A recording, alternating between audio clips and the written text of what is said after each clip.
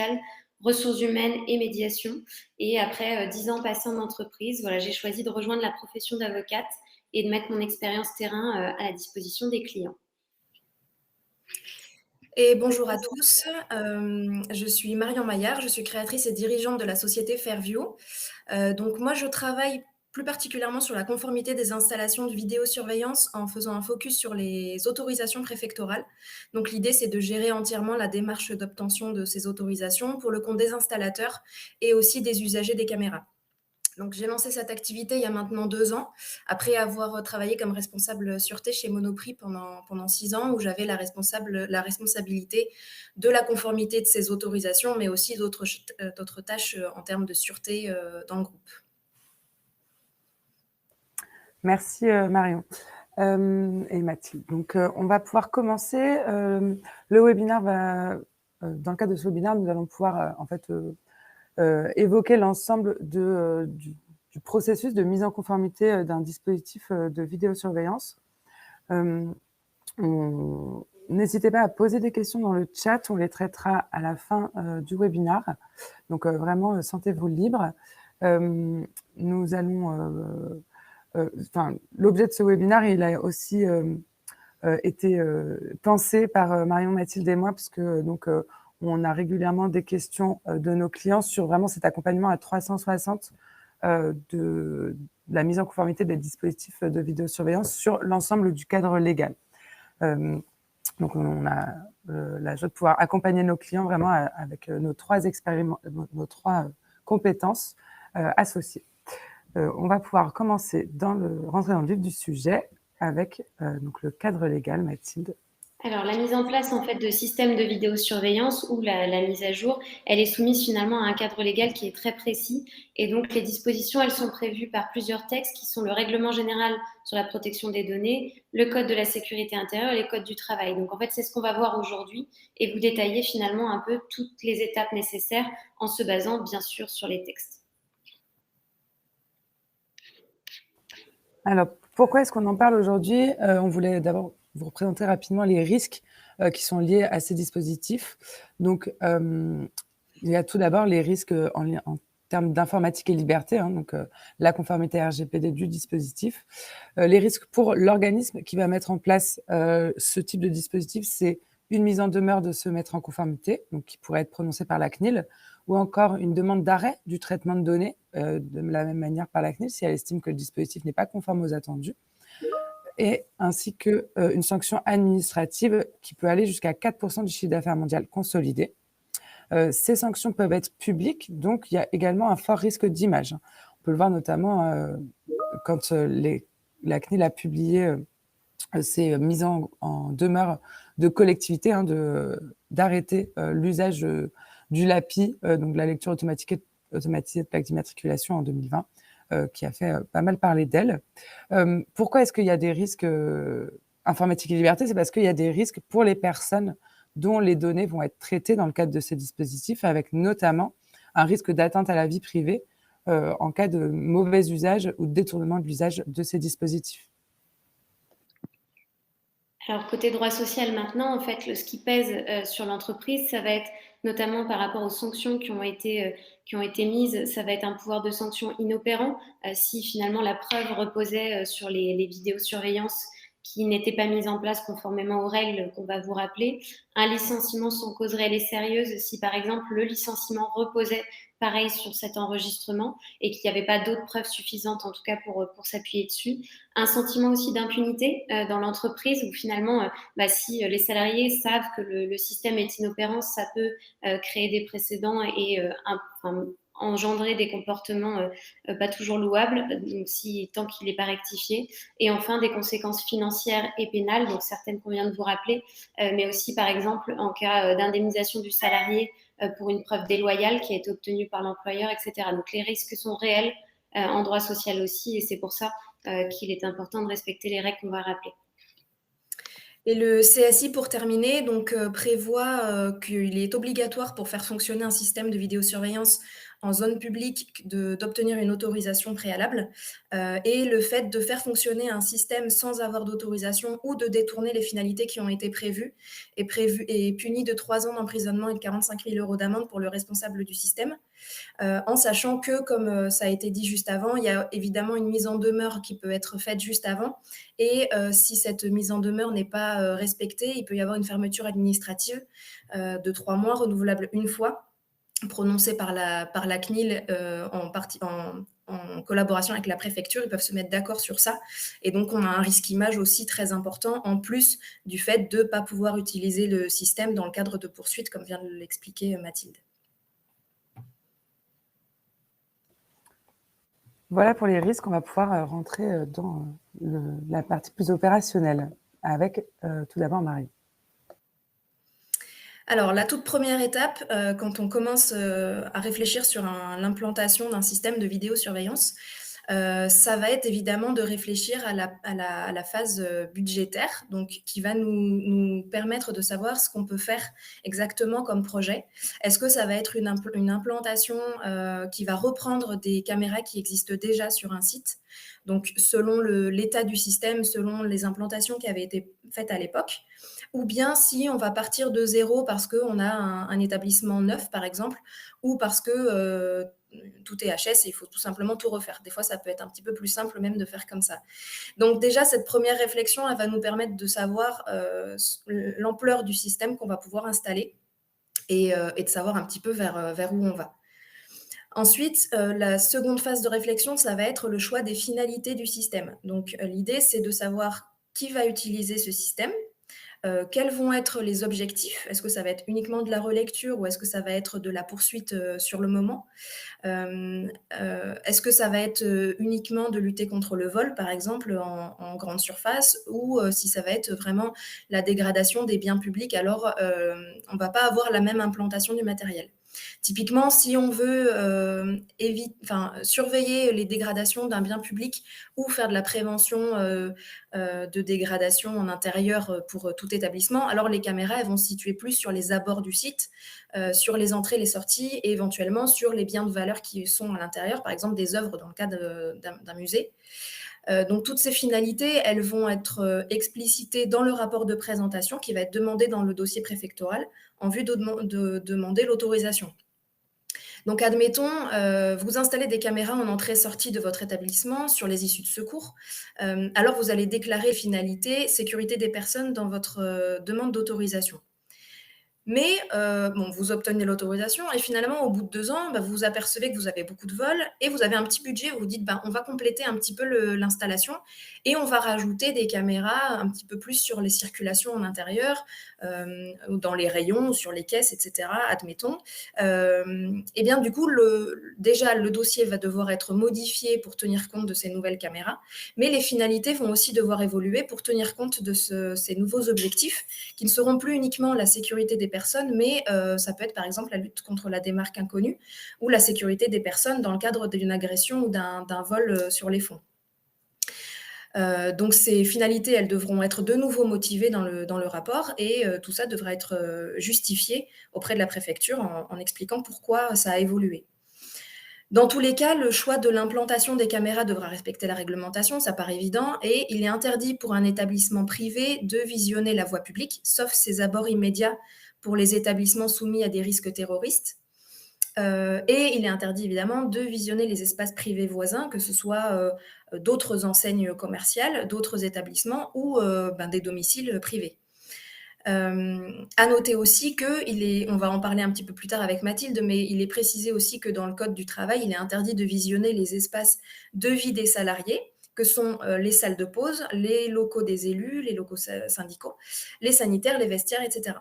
Donc, les espaces de circulation dans les locaux sociaux, par contre, on peut installer des caméras si on a précisé dans nos finalités qu'on vise la sécurité des personnes, par exemple en cas d'évacuation incendie. Donc, toute cette réflexion-là, elle va nous aider à créer un plan d'implantation qui soit cohérent avec notre budget, avec l'utilisation qu'on fera du système et par qui, et nos objectifs. Et donc, ainsi, on va pouvoir établir un budget approximatif pour la réalisation. lancer un appel d'offres, une consultation des installateurs et à la fin de la phase étude technique, où on arrive maintenant, on va pouvoir enchaîner avec une étude de pertinence du projet pour laquelle je laisse Mathilde continuer. Alors effectivement, sur cette étude de pertinence, en fait, la première question finalement à se poser, ça va être si le dispositif est proportionné au but recherché. Donc qu'est-ce que ça veut dire? Par exemple, si on affirme simplement que la finalité du dispositif, c'est la sécurité des personnes et des biens ou la confidentialité des missions, c'est pas suffisant en tant que tel pour justifier ce caractère proportionné.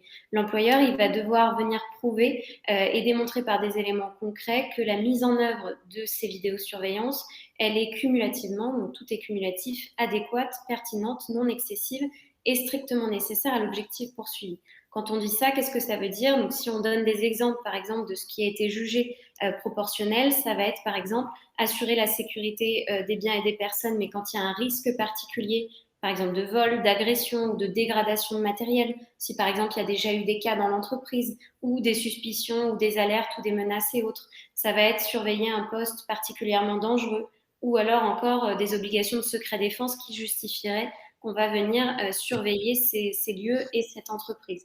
Donc à chaque fois, ces finalités, elles doivent être légitimes et respectées. Donc quand on en annonce, il faut vraiment les prendre en compte et faire attention à bien pouvoir apporter des éléments concrets derrière. Dans tous les cas, ce dispositif ne doit pas porter atteinte de manière excessive aux libertés des salariés par une surveillance, par exemple, qui serait constante tout le temps sur le poste de travail et autres, sans justification autre. Et attention, un enregistrement qui serait à la fois image et son est beaucoup plus intrusif et doit être dûment justifié et strictement exceptionnel. Donc voilà, c'est vraiment un point d'attention sur les finalités, comme ça vient d'être dit, et ne pas juste affirmer quelque chose, pouvoir le démontrer finalement derrière. Merci Mathilde. Donc, afin de pouvoir formaliser cette étude de pertinence et de se conformer au RGPD, on va devoir formaliser une analyse d'impact sur la protection des données. Donc, qu'on soit dans du secteur public ou du secteur privé, on est soumis de la même manière, en tout cas dans les grandes lignes, aux mêmes exigences d'un point de vue RGPD. Donc, il faut formaliser cette analyse. C'est une analyse qui doit être formalisée à chaque fois qu'on met en place un traitement de données qui présente des risques pour les droits et libertés des individus, de par notamment le caractère potentiellement intrusif sur la vie privée des individus. Donc, cette analyse d'impact, elle a deux objectifs, c'est s'assurer de la conformité du dispositif et également d'identifier et de réduire les risques pour les droits et libertés des individus. En cas de contrôle de la CNIL, l'absence de conduite d'une telle analyse d'impact pourrait être sanctionnée jusqu'à 4% du chiffre d'affaires mondial consolidé de l'organisme. Cette analyse d'impact, elle permet en plus de formaliser l'ensemble de l'étude qui va vous permettre de déployer un dispositif qui sera efficace, efficient et proportionné à l'objectif que vous vous êtes fixé. Donc, cette analyse d'impact, elle se conduit en 3 étapes. La première, c'est une description du traitement, la description du contexte, en fait. Une deuxième qui va être l'analyse pure de la conformité du dispositif à la réglementation. Et la troisième étape qui sera une analyse de risque sur les droits et libertés des individus. Donc, la première étape, c'est la description du traitement qui va être visée par cette analyse. Donc, on va commencer par identifier le traitement et ses finalités. Donc, les finalités, c'est l'objectif. Pourquoi est-ce qu'on va manipuler de la donnée personnelle? Donc, les objectifs, ils doivent être légitimes, explicites et déterminés, ce qui veut dire que, d'abord, toutes les questions que vient d'aborder Mathilde sur la proportionnalité ont été posées par l'organisme et par ailleurs que ces objectifs sont explicites. Donc, c'est-à-dire que les personnes, elles vont bien être informées. Ça, je laisserai Mathilde et Marion détailler ça tout à l'heure. Pour compléter la description du traitement, on va se poser la question de la base légale. La base légale, c'est dans la réglementation, on dit que pour que la manipulation de données personnelles soit licite, il faut qu'elle soit rattachée à une des 6 bases légales qui sont visées dans la réglementation, à savoir, donc soit je fais un traitement parce que j'ai une obligation légale de le faire, soit je fais un traitement de données parce que j'ai une obligation contractuelle, donc il y a une obligation contractuelle entre moi et mon client. Par exemple, dans le cadre, si j'ai un data center, j'ai des obligations de renforcer de sécurité de ce data center. Donc, le fait de mettre de la vidéosurveillance, c'est une obligation contractuelle entre moi et mon client qui va louer un serveur dans mes locaux. On a également l'intérêt légitime du responsable de traitement ou encore les intérêts vitaux d'une personne, etc. Dans le cadre de la vidéosurveillance, on va principalement utiliser l'intérêt légitime du responsable de traitement comme base légale. Donc, dans cette analyse d'impact, il va falloir qu'on détaille pourquoi est-ce que, en tant que responsable de traitement, en tant qu'organisme qui va déployer un dispositif, j'ai un intérêt légitime à utiliser de la vidéosurveillance. Donc, la sécurité des biens des personnes et notamment un des intérêts légitimes du responsable. Dans un même temps, on va également identifier les catégories de données traitées, donc à savoir les images de la personne, soit sur leur lieu de travail, sur leur lieu de loisir, dans l'espace public. Donc, ces images, elles peuvent notamment nous donner des informations sur les habitudes de vie, sur les habitudes de travail des personnes concernées par la caméra, enfin en tout cas par le dispositif de vidéosurveillance. Ensuite, on va identifier les flux de données et les destinataires de données. Donc, en tant qu'organisme qui déploie un dispositif de vidéosurveillance, vous êtes responsable du choix de vos prestataires. Donc, quand vous avez un installateur pur qui va uniquement installer votre dispositif, mais qui ne va pas faire de maintenance derrière, alors il ne sera pas considéré d'un point de vue RGPD comme un sous-traitant. Par contre, si l'installateur fait également de la maintenance ou que vous faites uniquement de la gestion de dispositifs de sécurité et que vous avez accès aux données, vous êtes alors considéré comme un sous-traitant d'un point de vue RGPD, ce qui entraîne des obligations. On doit avoir, donc, qui entraîne des obligations en tant que sous-traitant, mais également en tant que responsable de traitement. Donc, l'organisme, lui, qui va mettre en place le dispositif, doit s'assurer que vous êtes conforme à la réglementation en tant que sous-traitant et que vous allez mettre en place un dispositif également conforme.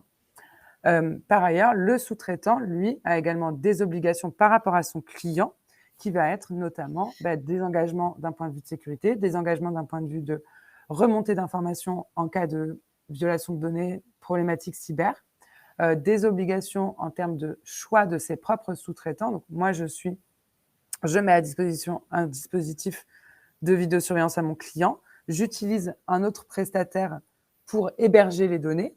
Je suis, en tant que sous-traitant, responsable du choix de mon hébergeur et je dois informer mon client, l'organisme qui déploie le dispositif, de qui est mon hébergeur, par exemple.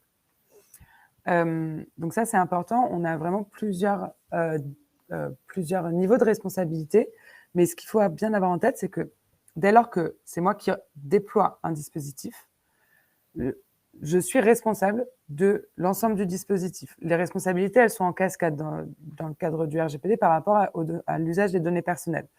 Donc, si la personne qui fait ma maintenance de mon dispositif de vidéosurveillance entraîne des risques et des non-conformités sur mon dispositif, je ne pourrais pas complètement me dédouaner parce que c'est moi qui l'ai choisi. Autre point un peu important également, le transfert de données, donc attention à l'usage des sous-traitants qui seraient situés en dehors de l'Union européenne ou appartenant à un groupe américain. Ces traitements doivent faire l'objet de mesures de sécurité renforcées, comme par exemple le chiffrement de données, sans que le tiers situé en dehors de l'Union européenne puisse avoir accès aux données. Donc voilà, il y a également des contraintes juridiques importantes dans les éléments contractuels qui doivent encadrer ces traitements. Donc les analyses d'impact, elles sont vraiment obligatoires dans le cadre de la vidéosurveillance parce que la vidéosurveillance coche plusieurs critères qui, notamment la surveillance systématique qui entraîne l'obligation de formaliser cette analyse d'impact. Deuxième étape, donc, c'est s'assurer de la conformité du dispositif par rapport aux principes de la réglementation. Un des grands principes de la réglementation, c'est la minimisation des données. Donc, on doit se poser la question de est-ce que mon dispositif permet de capter uniquement les données nécessaires à l'objectif que je me suis fixé? Ce qui veut dire qu'on va se poser la question de le positionnement des caméras, la limitation du nombre de caméras également, au strict nécessaire. Si jamais je souhaite filmer un seul endroit, je ne vais pas avoir 4 caméras qui vont filmer les mêmes images en tout cas, il faut se poser la question voilà, de la minimisation de la donnée. Un autre principe qui est assez lié, c'est la limitation de la durée de conservation des données. Alors, ce principe, il a un premier objectif de limiter la quantité de données traitées et dans le temps, mais également, de manière opérationnelle, stocker de la donnée pour stocker de la donnée, ça peut devenir très coûteux. Donc, une analyse doit être conduite pour connaître combien de temps les données vont être conservées et quelles sont les mesures d'archivage et de suppression en place. Il y a des durées maximales qui ont été fixées par la loi, notamment dans le cadre de la vidéoprotection, donc dans le cadre de la vidéosurveillance qui va avoir un usage pour filmer les voies publiques, qui est limité à 30 jours. C'est pas parce que la durée maximale est de 30 jours qu'on peut pas avoir une durée de conservation plus courte. Un troisième principe, c'est le principe d'information des personnes. Bon, ça, Mathilde et Marion vont vous l'expliciter juste après. Et dernier principe, c'est le droit des personnes. Donc, chaque personne a un certain nombre de droits sur ces données, notamment un droit d'accès et un droit de suppression des données. Donc, par exemple, en tant qu'individu, je peux demander à mon employeur, à un magasin dans lequel je vais régulièrement et qui a un dispositif de vidéosurveillance, d'avoir accès aux données me concernant. Dans ce cas-là, l'organisme va avoir 30 jours pour pouvoir traiter ma demande et valider ma demande. Donc, ce délai de 30 jours, il peut être très, très court, d'autant plus que il va falloir retraiter les images avant de pouvoir donner accès à un individu, ou en tout cas de transmettre les images. En effet, le droit d'accès ne doit pas contrecarrer au droit des tiers, et donc il faudra prévoir des actions de floutage des images pour flouter les autres personnes. Si jamais moi je demande à avoir accès à mes données, vous ne devez pas pour autant donner les données de quelqu'un d'autre, en fait. Donc voilà. Tous les droits RGPD ne sont pas non plus au-delà de l'intérêt légitime de l'organisme, je vous rassure. Par exemple, si les images de vidéosurveillance filment une personne en train de commettre un vol ou un autre délit, l'individu concerné pourra demander l'effacement des données s'il le souhaite, mais l'organisme pourra bien évidemment refuser en indiquant qu'ils ont besoin de ces images pour pouvoir se défendre en justice. Voilà pour les 2 premières étapes de l'analyse d'impact, que je vous détaillerai la 3e étape tout à l'heure. Pour l'instant, je vais laisser Marion et Mathilde revenir sur l'information des personnes. Tout à fait, merci. Alors, sur l'information des personnes, finalement, la question à se poser, c'est est-ce qu'il faut prévenir le CSE, donc Comité social et économique, et les salariés? Pour les salariés, dans tous les cas, on va le voir, et pour le CSE, ça dépend des cas. Ce qu'il faut retenir, si le dispositif finalement que vous mettez en place de vidéosurveillance n'a pas pour objet le contrôle des salariés, dans ce cas-là, il n'y a pas d'information ni de consultation du CSE qui est obligatoire. Vous pouvez le faire si vous le souhaitez, mais en tout cas, aucune obligation légale. Il a été par exemple jugé licite un dispositif où il n'y avait pas besoin d'informer, consulter le CSE si par exemple c'est uniquement pour surveiller des locaux auxquels les salariés n'ont pas accès, si c'est pour assurer la sécurité du lieu de travail mais qu'il n'y a pas d'enregistrement des activités des salariés sur un poste de travail par exemple et qui n'aurait pas pour but de contrôler les salariés, tous ces cas-là, il n'y a vraiment pas d'obligation d'informer et consulter le CSE. En revanche, si le dispositif permet de contrôler les salariés, dans ce cas-là, l'information consultation du CSE est obligatoire. Qu'est-ce qui se passe? Il va falloir informer et consulter. Donc consulter, c'est demander un avis au CSE sur les moyens et les techniques qui permettent de contrôler l'activité des salariés, donner en pratique aussi les modalités, puisque finalement, ils vont venir poser des questions et c'est normal, ils doivent avoir une information suffisante sur de quoi ils retournent. Et cette information consultation, elle est forcément préalable à la décision de mise en œuvre. Donc, c'est vraiment une étape importante comme toutes les autres, mais en tout cas, si vous avez un potentiel contrôle des salariés, le CSE doit être informé et consulté, sachant que toute finalité qui n'aurait pas été évoquée avec le CSE dans cet avis consultation, il va finalement ne pas pouvoir être réalisé derrière. Donc, c'est vraiment une étape importante et il faut mettre toutes les finalités dans cette information consultation. Ensuite, il y a l'information des salariés. Donc celle-là, elle est dans tous les cas. Il n'y a pas de nuance ou de cas où ce n'est pas le cas. Qu'est-ce qui se passe? C'est qu'il va falloir informer les salariés de plusieurs choses, des locaux concernés. Donc attention, c'est pas uniquement ceux de l'entreprise. Si par exemple vous avez, admettons, des techniciens que vous envoyez régulièrement chez des clients et que vous voudriez pouvoir utiliser, en tout cas si le client l'a mis en place, les vidéosurveillances du client pour pouvoir sanctionner un salarié s'il y avait des fautes ou autres, il faut que le salarié soit informé de tous les locaux dans lesquels il est susceptible d'être contrôlé. Donc ça, c'est vraiment une information qui est importante. Des heures et des jours d'enregistrement aussi, des finalités du dispositif, donc conformément à ce qu'on a rappelé avant avec la proportionnalité, etc., les mêmes finalités qui auront aussi été données au CSE dans la formation consultation, les destinataires des images, les modalités concrètes de leur accès finalement à ces images-là et à ces enregistrements et les possibilités de sanctions qui peuvent en découler. Donc, comment on va les informer Ce que dit les textes, c'est finalement, en fait, il faut les informer. Donc, le but, c'est d'avoir la preuve que vous les avez informés. Donc là, c'est des exemples. Vous pouvez trouver d'autres moyens, mais en tout cas, ménagez-vous la preuve de cette information. Ça peut être par courrier recommandé avec accusé de réception, courrier remis en main propre contre décharge, une mention dans le contrat de travail ou l'avenant si c'est le cas, si la personne n'a pas été embauchée ou ensuite.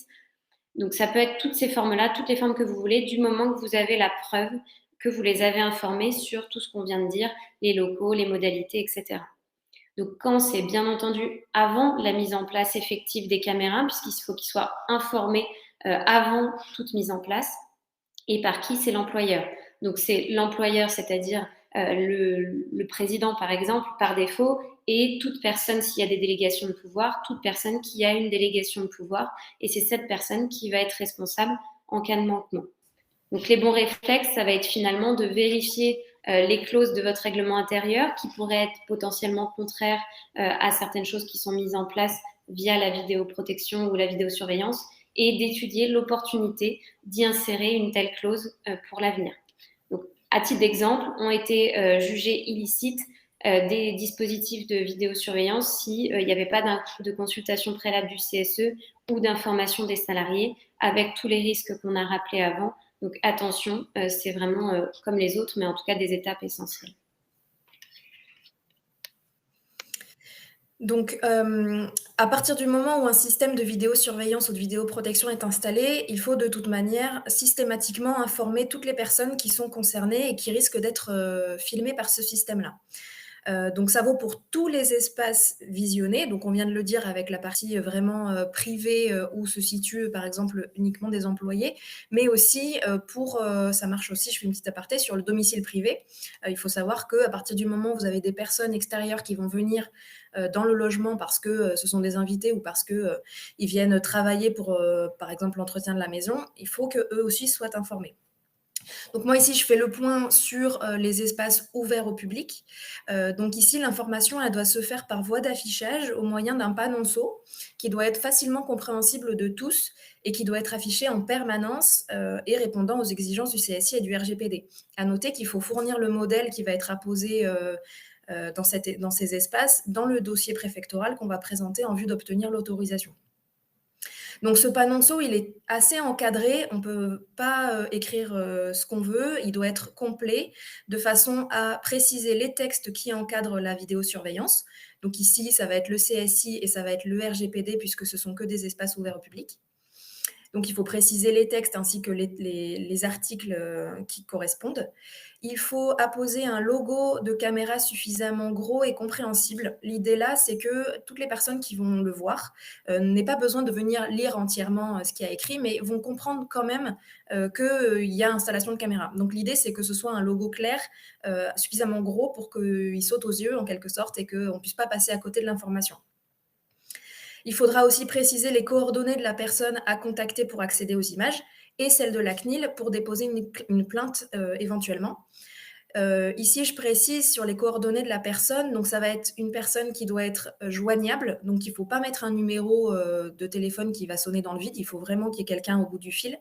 Et il faut préciser ou le nom de la personne ou son poste de façon précise. On ne peut pas juste mettre le nom de l'enseigne, par exemple. C'est pas possible, ça va pas passer à la préfecture, donc il faut vraiment préciser. Et je note aussi que dans coordonnées, on peut pas simplement mettre un mail générique. ça ne marche pas auprès de la préfecture. J'ai déjà eu des cas où la préfecture a retoqué des panonceaux à cause de ça et considère qu'un mail n'est pas accessible à tous, alors que le téléphone, oui. Puisque plus ancien, j'imagine. Le panonceau, il devra aussi préciser les finalités du système. Donc, je l'ai dit juste avant, pourquoi on installe, dans quel but, etc. Et la durée de conservation des images. Tout ça doit être suffisamment clair et lisible et ne doit pas être pollué par une publicité pour l'installateur. Donc là aussi, j'ai souvent des installateurs qui me fournissent des panonceaux, mais en fait, il y a une publicité dessus. Ça ne passe pas non plus parce que là, on vise vraiment à informer les personnes qui vont être filmées. C'est encadré par la loi. Donc, on ne peut pas rajouter les mentions qu'on veut et surtout pas une publicité. Donc, quelle que soit l'activité du site, les personnes doivent être informées de la même manière. Peu importe ce qu'on fait dans cet établissement-là, le panonceau reste obligatoire et reste à rédiger de cette manière-là. Je fais une petite aparté maintenant sur le cas particulier des systèmes intelligents. Donc le panonceau, il reste obligatoire, même si ce n'est pas un système de vidéosurveillance classique. Donc par exemple, ici, on pense au système de détection de mouvement pour la prédiction de vol, par exemple, ou les systèmes LAPI de lecture de plaques d'immatriculation. Donc le panonceau, il doit reprendre les mêmes mentions que pour un système normal que je viens d'expliquer, mais il doit en plus préciser les traitements qui sont effectués et la durée de conservation de ces données-là, qui peuvent être différentes éventuellement. Donc, ce panonceau, il doit être diffusé un maximum pour que les personnes soient informées de manière incontournable. Il faut prendre en compte que si c'est un système LAPI, toutes les personnes qui vont se présenter avec leur véhicule doivent passer forcément devant un panonceau, donc il doit y en avoir un certain nombre. Par exemple, dans le parking, l'idée, c'est qu'on ne puisse pas passer à côté d'informations non plus. Donc, il faut vraiment faire attention à en avoir un sacré nombre pour que ce soit incontournable. Et idéalement, l'enseigne qui va installer le système peut ajouter une mention d'information un peu plus complète sur son site internet, par exemple, ou en affichage en intérieur de l'établissement, pour préciser davantage les enjeux pour elle d'installer un tel système, pourquoi ça a été fait, dans quel but, et éventuellement aussi préciser les méthodes de sécurisation des données qui sont mises en place pour assurer la sécurité des informations et éviter toute fuite de ces infos. Merci Mathilde et Marion. Donc maintenant, je voulais vous présenter donc la troisième étape de l'analyse d'impact, qui est donc l'analyse des risques techniques. Afin de limiter les risques pour les personnes concernées, la troisième partie de l'AIPD va en fait permettre d'identifier en détail ces risques et de les limiter en mettant en place des mesures de sécurité technique et organisationnelle. J'insiste sur l'organisationnel. Quand on parle de mesures de sécurité, on pense beaucoup tout de suite aux mesures de sécurité technique et informatique, mais il y a aussi également beaucoup de mesures organisationnelles qui vont permettre de sécuriser ce type de dispositif. L'analyse, elle est construite selon la méthodologie de risque EBIOS Risk Manager, qui va consister à en fait identifier les sources de menaces et les chemins d'attaque. Donc, les sources de menaces sont-elles internes? Par exemple, un RH ou un manager qui souhaiterait détourner l'objectif premier du dispositif, qui était seulement de la sécurité et non pas un contrôle sur l'efficacité du travail, par exemple, ou un collègue malveillant? Ou est-ce que les sources de menaces sont externes? Accès aux images pour connaître, par exemple, les habitudes de vie de certains individus à des fins malveillantes. En général, les sources, elles sont doubles. On a des sources internes et des sources externes. Ensuite, pour chaque source, on va identifier quels sont les chemins d'attaque. Donc, par quel biais le système pourrait-il être accédé de manière illégitime? Par exemple, l'absence de mot de passe pour se connecter, ou alors un mot de passe noté à côté de l'écran ou sous le clavier, ou partagé de manière beaucoup trop large. Je le rappelle, un mot de passe, c'est individuel. Un écran de surveillance qui serait visible de l'extérieur, un hacker qui arriverait à accéder au logiciel, etc. Donc voilà, on va lister tous les chemins d'attaque et ensuite, on va pouvoir donc identifier pour ces couples, en fait, sources de menaces, chemins d'attaque, quelles sont les mesures de sécurité qui vont permettre de limiter le risque pour que ces sources puissent utiliser ces chemins d'attaque identifiés. Par exemple, une bonne gestion des habilitations, une sécurisation physique des PC sécurité, une politique de mot de passe. Voilà, on a un nombre très important de mesures de sécurité qui peuvent être identifiées. Et ensuite, on va donc coter les risques. Donc, vraiment calculer quel est le risque pour les droits et libertés des individus.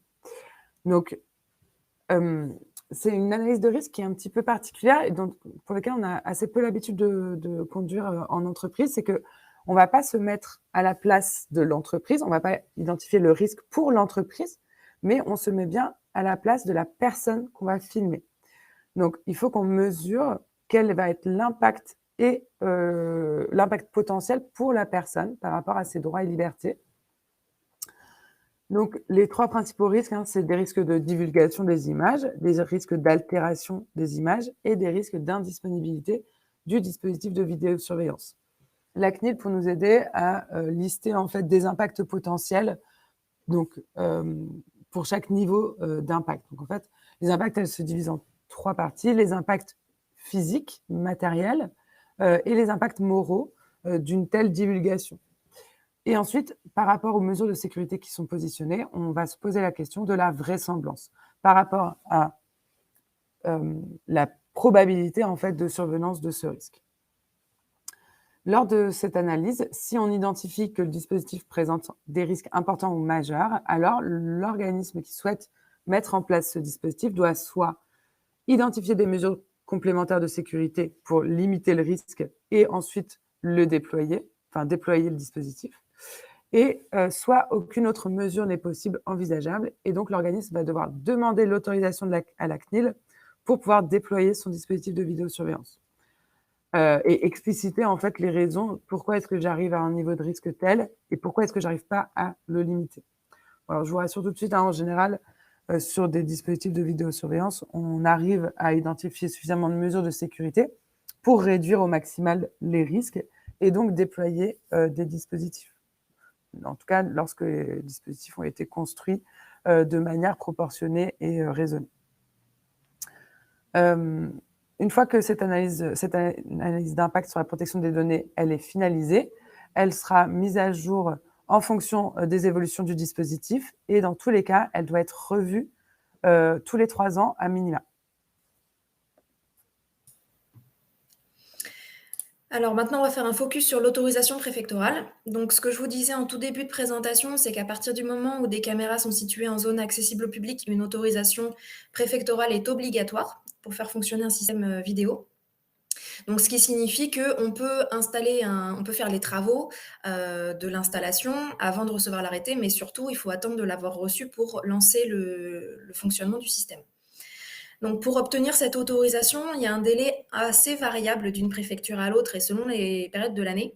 Donc, il faut bien prendre en compte le fait que ça peut être de 1 à plusieurs mois facilement. Donc, il faut s'y prendre assez tôt dans le projet, dans la réalisation du projet, quitte à faire le dépôt du dossier à partir du moment où l'implantation elle est définitive, tout en respectant les autres étapes qu'on a expliquées juste avant. Donc, pour obtenir cette autorisation, il faut présenter un dossier à la préfecture du département où sera installé le système, ou bien celle du département où est installé le siège social de l'entreprise dans le cadre d'un système en réseau. Ce dossier, il est constitué de plusieurs pièces obligatoires selon le nombre de caméras. Alors, pour un système de moins de 8 caméras, on a un dossier allégé qui va consister en un CERFA et puis un rapport et quelques autres informations. Et si on a plus de 8 caméras, on va avoir un dossier un peu plus complet avec un plan d'implantation, par exemple, et à chaque fois le modèle de panonceau aussi dont j'ai parlé. Parmi d'autres pièces. Donc ce dossier, il vise à présenter l'installation en détaillant tous les usages prévus, les personnes responsables, les aspects techniques de cette installation. L'idée là, c'est qu'en fait la préfecture, quand elle va consulter le dossier, elle va avoir une vue d'ensemble du système. Qu'est-ce qui va être installé exactement? Quel type de matériel? Est-ce qu'il y a une intelligence ou pas? Qui va être la personne responsable? Qui va être la personne à contacter? Combien de temps vont être conservées les images? Où vont être stockées les images, etc. Donc l'idée, c'est vraiment que ce soit un dossier complet pour eux et pour qu'ils comprennent tout de suite ce système-là. Une fois que le dossier a été déposé en ligne auprès de la préfecture, le client va être destinataire d'une preuve de dépôt Donc là, attention à bien conserver cette preuve-là dans le cas où il y aurait un contrôle pendant la durée de l'instruction. Comme j'ai dit qu'elle pouvait durer un peu longtemps, l'idée c'est de prouver qu'on est de bonne foi et que le dossier a été bien déposé de notre côté et que voilà, les délais peuvent être un petit peu longs. Ensuite, l'arrêté est publié et envoyé par la poste au déclarant, à l'adresse qui a été renseignée au départ, et elle est aussi souvent publiée sur le site de la préfecture, la plupart du temps. Cette autorisation, elle est valable 5 ans, après lesquels il faut faire une nouvelle demande, donc c'est une demande de renouvellement, ou bien c'est s'il y a eu une modification, on peut faire une nouvelle demande en partant de zéro. Si, par exemple, on a raté le délai de renouvellement, il faut faire un dossier complet. Si c'est le cadre d'un renouvellement, on peut préciser uniquement les choses qui ont changé, s'il y en a qui ont changé. Par exemple, ça peut être le nom du responsable de l'établissement, auquel cas on va cocher en disant on n'a que cette information-là à changer, on va juste changer ça et le dossier va rester sinon le même, ce qui peut aller un petit peu plus vite. Par contre, s'il y a modification du système, alors il faut faire une demande de modification durant la période de l'autorisation. Donc, si on a une autorisation de 5 ans et qu'au bout de 2 ans, on fait une modification, comme je l'ai expliqué tout à l'heure, du coup, il faut faire une demande de modification. On reprend le même dossier, on va dire, du coup, sur cette installation-là qu'on avait déclarée, finalement, on a un certain nombre de caméras en plus. On va modifier les documents nécessaires, par exemple le rapport de présentation, pour expliquer si les finalités ont changé, par exemple. Voilà, donc l'idée, c'est de se tenir bien à jour parce qu'on a tous les risques qu'on a cités dans la toute première diapo. Même si le système a déjà été autorisé, mais qu'on n'a pas fait le renouvellement, c'est comme si il n'avait jamais été autorisé et du coup, le système n'est plus légal. Il faut faire attention à ce point-là. En sachant qu'il faut présenter le dossier un petit peu avant l'expiration du délai et forcément le temps de l'instruction. Donc, je vais juste, Justine, s'il te plaît, faire le récap là, des petites étapes que j'avais notées. Donc, il y a plusieurs étapes pour la réalisation d'un dossier qui sont d'abord forcément la collecte des informations, le dépôt du dossier en ligne auprès de la préfecture avec la réception du récépissé qui est immédiate parce que automatique. Ensuite, on a les échanges et la durée de l'instruction qui, là, pour le coup, est un délai qu'on ne peut pas maîtriser et qui peut être long. Puis le passage en commission auprès de la commission départementale de vidéosurveillance qui va statuer sur le système pour savoir si c'est autorisé ou pas. Puis la publication de l'arrêté et la déclaration de mise en service, elle est obligatoire. Alors, c'est quelque chose qui n'est pas forcément su, mais à partir du moment où on reçoit l'autorisation, normalement, on doit lancer le fonctionnement du système qu'à réception de cette autorisation. Donc, on est censé prévenir la préfecture que, OK, on a bien reçu l'info qu'on était autorisé, donc on va pouvoir lancer le fonctionnement du système. Donc, cette déclaration, elle est à faire aussi sur le site de la préfecture où on a déposé le dossier et on doit les informer que, voilà, c'est bien mis en marche. En sachant aussi qu'il y a d'autres mentions sur le site. Par exemple, si on a un système qui est en panne ou qu'on décide volontairement d'arrêter, pour X raisons, il faut le signaler aussi auprès de la préfecture. Donc, il y a un suivi quand même pendant les 5 ans pour les tenir informés de l'état de système de vidéosurveillance. Suite à cela, du coup, on a 5 ans de validité et 4 mois avant l'échéance de l'autorisation, il faut penser à faire le renouvellement ou faire les modifications en cours de route si on a besoin. Cette fois, c'est bon, Justine. Super, merci. Merci, Marion. Alors, pour finir, on voulait vous faire un petit focus sur l'usage finalement des enregistrements de vidéosurveillance dans le cadre des sanctions disciplinaires notamment. Donc, qui y a accès, ça va être uniquement les personnes habilitées qui peuvent les visionner. Donc, par exemple, en général, dans les entreprises, ça va être le responsable de la sécurité ou autre, mais en tout cas, en général, c'est la personne qui est désignée. Donc, pendant combien de temps le principe vous a été rappelé, les images, elles doivent être conservées au maximum 1 mois ou moins si vous avez déterminé des délais plus courts en interne, sachant qu'il y a une exception pour justement permettre la preuve d'éléments. Donc, ça va être dans le cadre d'une procédure, on va finalement pouvoir utiliser l'enregistrement à condition de l'extraire du dispositif d'enregistrement. Donc, en fait, on va venir extraire l'extrait qui nous intéresse pour la sanction disciplinaire, par exemple. Donc, au pénal, ça va être en le consignant à la police lors du dépôt de plainte si c'est un vol, par exemple. Et devant le conseil de prud'homme, ça va être à partir du moment où toutes les étapes ont été correctement respectées, bien sûr, tout ce qu'on a rappelé avant, l'enregistrement va pouvoir être produit pour justifier de la sanction qui a été appliquée. Donc, en cas de contention, on pourra se servir, bien sûr, de cet enregistrement. Donc, ce qu'il faut retenir quand même, c'est que la jurisprudence est venu apporter quelques tempéraments, parce que par principe, une preuve qui du coup est illicite parce que toutes les étapes qu'on a rappelées avant n'auraient pas été respectées, en principe, elle est automatiquement irrecevable. Donc on ne peut pas s'en servir pour mettre une sanction. La jurisprudence est quand même venue apporter quelques tempéraments pour tenir compte finalement du droit à la preuve de l'employeur. Mais ça, c'est à condition, il y a 3 conditions, ça va être que l'atteinte à la vie personnelle du salarié, elle soit finalement indispensable pour que l'employeur puisse exercer son droit à la preuve et que l'atteinte soit quand même strictement proportionnée, elle ne peut pas être excessive, on l'a rappelé un peu avant, que le droit à la preuve soit invoqué par l'employeur, donc au moment du contentieux, il faut qu'il demande ce droit à la preuve, et que la faute du salarié ne puisse pas être prouvée par d'autres moyens. Pour vous donner un exemple, c'est une jurisprudence qui est toute récente puisqu'elle date du 8 mars 2023, donc il y a vraiment quelques jours. La jurisprudence est venue préciser, donc c'était un cas, pour vous donner un peu le contexte, d'un employeur qui licenciait une salariée pour détournement de fonds, licenciement pour faute grave, et qui s'appuyait sur de la vidéosurveillance. L'employeur n'avait pas sollicité donc l'autorisation préfectorale qu'on vient d'évoquer. L'employeur n'avait pas non plus informé la salariée des finalités du processus, etc., et de la vidéosurveillance. Et en plus, dans la lettre de licenciement, il avait évoqué que suite à un audit fait dans l'entreprise, les vidéosurveillances avaient permis de démontrer la réalité du détournement de fonds. Ça a été jugé irrecevable parce qu'il aurait pu prouver par d'autres moyens, donc l'audit, sauf qu'il ne l'a pas produit au contentieux, et donc ça a été justement jugé non recevable et illicite. Donc la conclusion, c'est de se dire que finalement en justice, il y a des assouplissements, mais que c'est quand même pas forcément aisé de le prouver. Il faut vraiment des preuves derrière et remplir les 3 conditions que je viens d'évoquer. En tout cas, sachez que ça existe, c'est pas impossible, mais en tout cas, on ne saurait vous rappeler de respecter toutes les étapes qu'on a dit pour éviter justement d'avoir à rentrer dans des démarches contentieuses comme celle-ci. Merci Mathilde pour ces précisions. Donc on vient d'arriver à la fin de notre présentation. On a pas mal de questions dans le chat, donc je vais retourner au début. Michael qui nous demande, la CNIL a-t-elle autorité dans les projets urbains? Donc en effet, le RGPD, il est applicable aux organismes privés et publics. Donc la CNIL a tout à fait l'autorité pour juger de la conformité d'un dispositif de vidéosurveillance installé sur la voie publique. C'est notamment ce qu'elle a fait. Alors, ce n'était pas sur de la vidéosurveillance pure, mais en 2020, elle a mis en demeure 4 communes qui utilisaient des lectures automatiques de plaques d'immatriculation à des fins d'identification d'infractions, alors que les collectivités n'ont pas l'autorité pour le faire. Si ça doit être déployé uniquement par la police nationale ou la gendarmerie.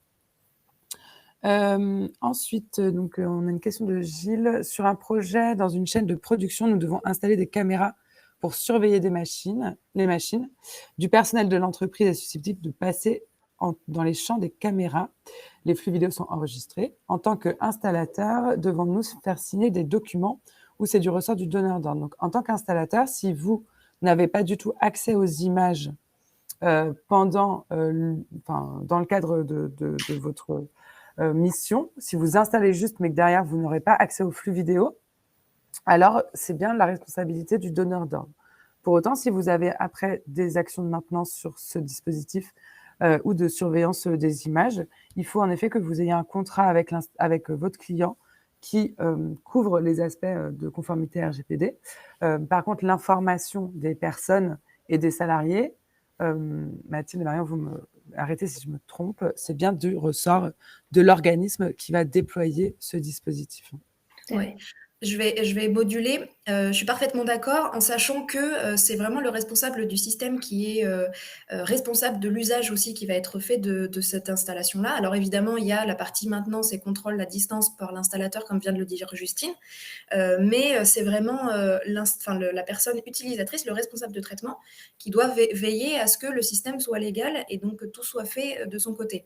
L'installateur, il peut rendre service en lui proposant la réalisation d'un dossier d'autorisation. Il peut lui dire il faut faire ça, ça, ça. Il a un devoir de conseil quand même, mais ça reste le responsable de traitement qui est responsable de tout ça. Complètement en phase.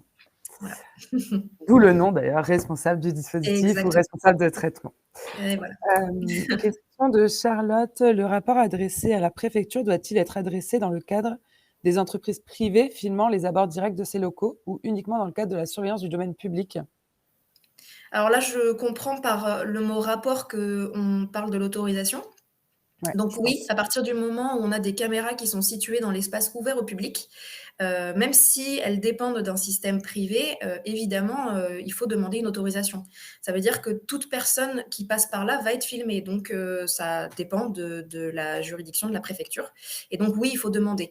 Vous pouvez demander une autorisation uniquement pour les caméras extérieures qui vont être, sur les abords, ne pas parler des caméras privées parce que ce n'est pas du ressort de la préfecture, mais oui, il faut une autorisation, préfectorale.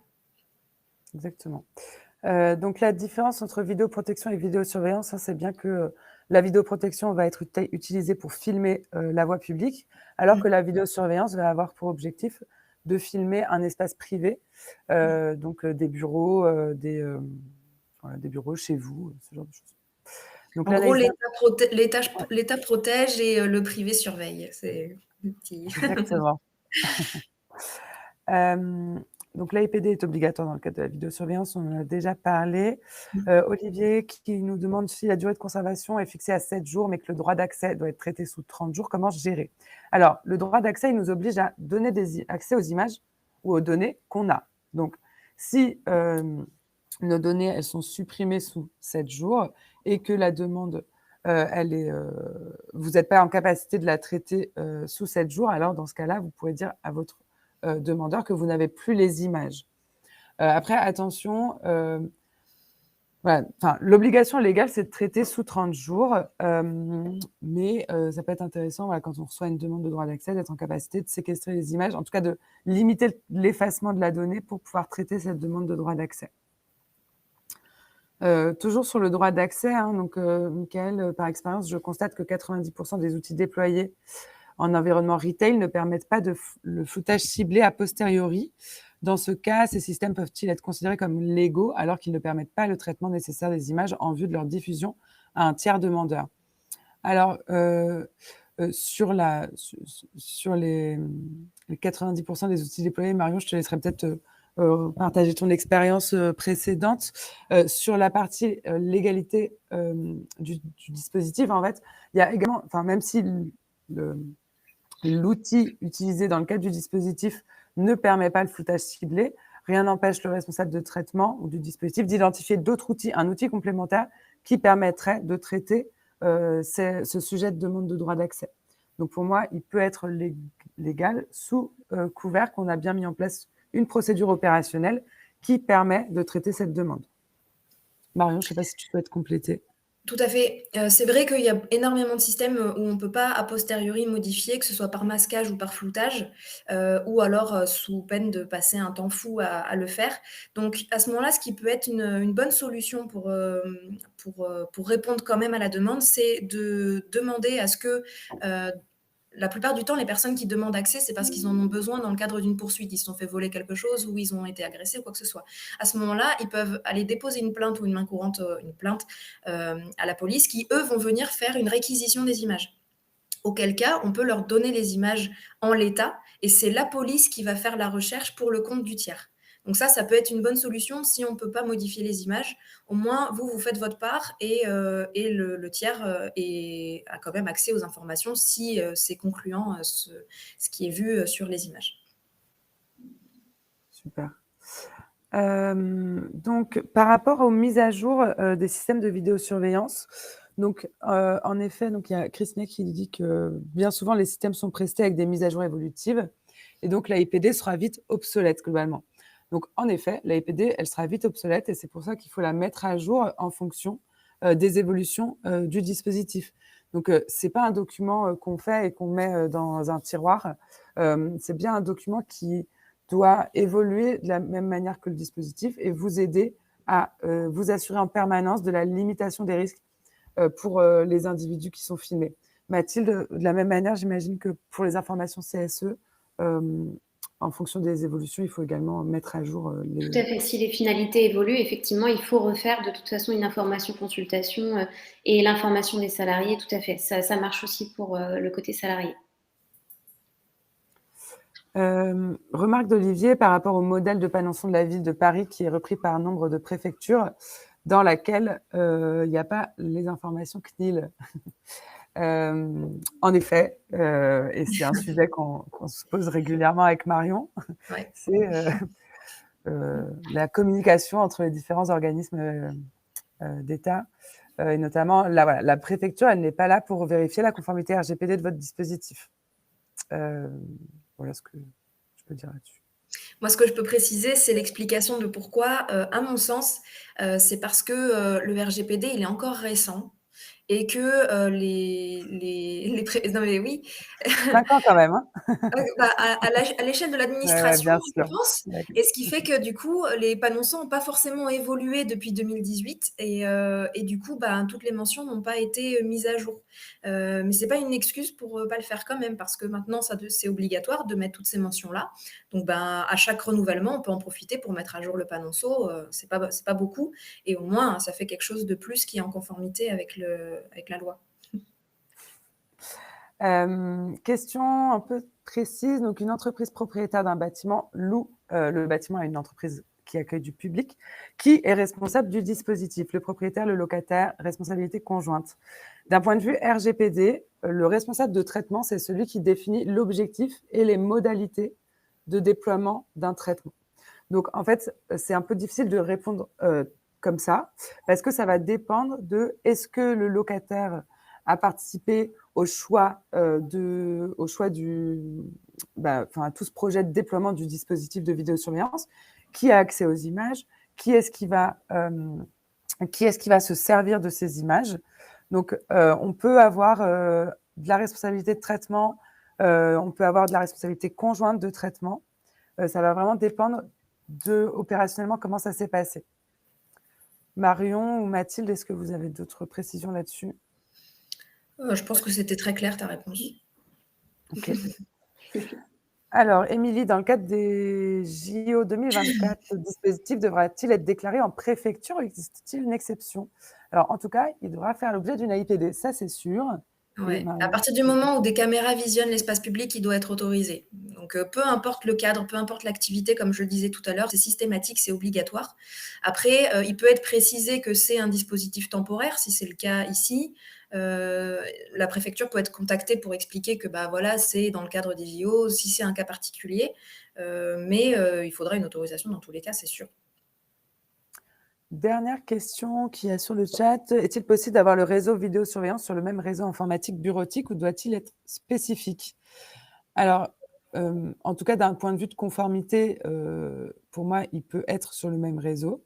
Par contre, d'un point de vue de cybersécurité et de continuité du dispositif, a priori, c'est quand même préférable d'avoir un réseau spécifique pour s'assurer de la continuité en permanence du fonctionnement du dispositif, notamment en cas d'incident. Est-ce que vous avez d'autres questions? Je vois qu'il y a quelqu'un qui est en train d'écrire. N'hésitez pas, il nous reste une petite minute. On va de toute façon vous transmettre le support ainsi que le lien vers le replay qui sera sur notre chaîne YouTube La Robe Numérique. Donc, n'hésitez pas si vous avez des questions. Merci Patricia pour votre réseau et merci Cyberveille pour la confirmation du réseau spécifique pour le dispositif de vidéosurveillance. Si vous n'avez pas d'autres questions, on va vous remercier tous et toutes de votre participation et puis on se dit à très bientôt pour un webinaire en tout cas du mois d'avril de La Robe Numérique qui sera relatif à la cybersécurité. Et puis, n'hésitez pas à vous inscrire à notre newsletter ou à notre page LinkedIn de nos 3 cabinets. Voilà. Dernière question, Olivier. Dans le cadre d'un service de vidéoprotection de collectivité, vaut-il une AIPD ST et une AIPD RT? Alors, c'est le responsable de traitement qui est responsable qui a l'obligation de conduire cette analyse d'impact.